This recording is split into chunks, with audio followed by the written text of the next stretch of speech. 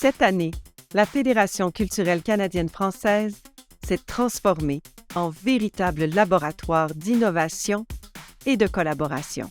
Grâce à ces grands projets, elle a ouvert de nouvelles possibilités, non seulement à ses membres, mais à tout le secteur artistique et culturel francophone du Canada, de l'Acadie et du Québec.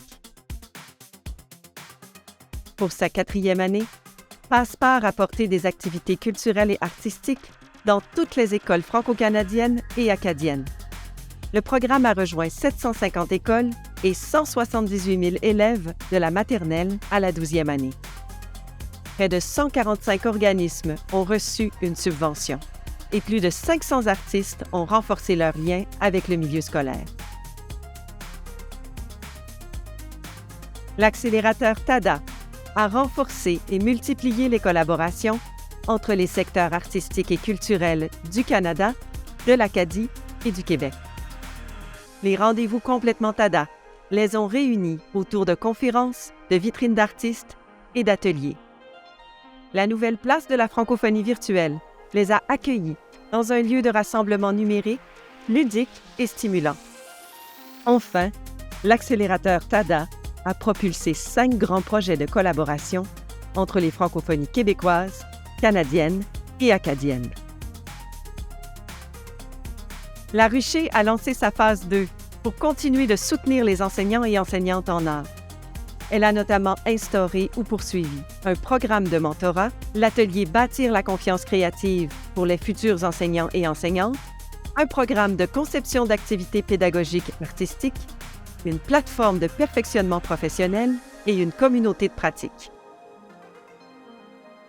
Le Hub des solutions a inauguré une nouvelle plateforme collaborative dédiée aux membres de la FCCF.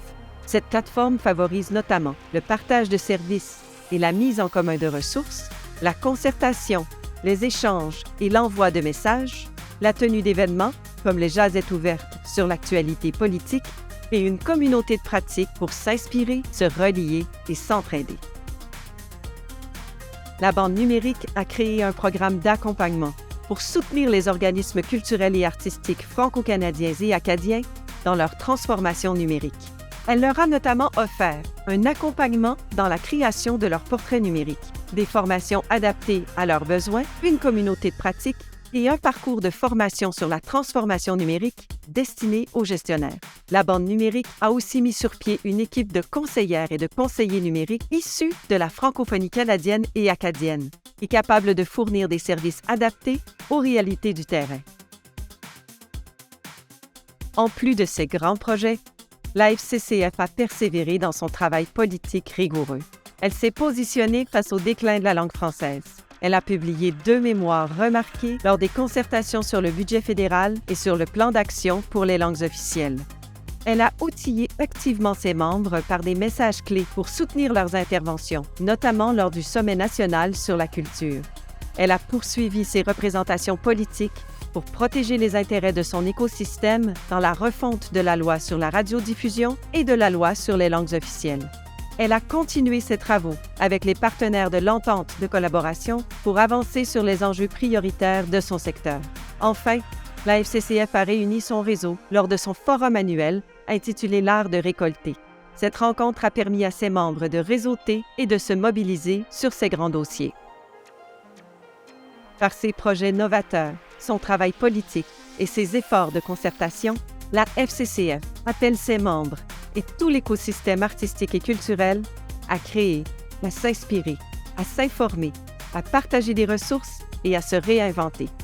Merci à nos membres, à notre équipe, à nos partenaires et à tous nos alliés des milieux des arts, de la culture et de l'éducation. Nos réussites collectives sont le fruit de votre engagement.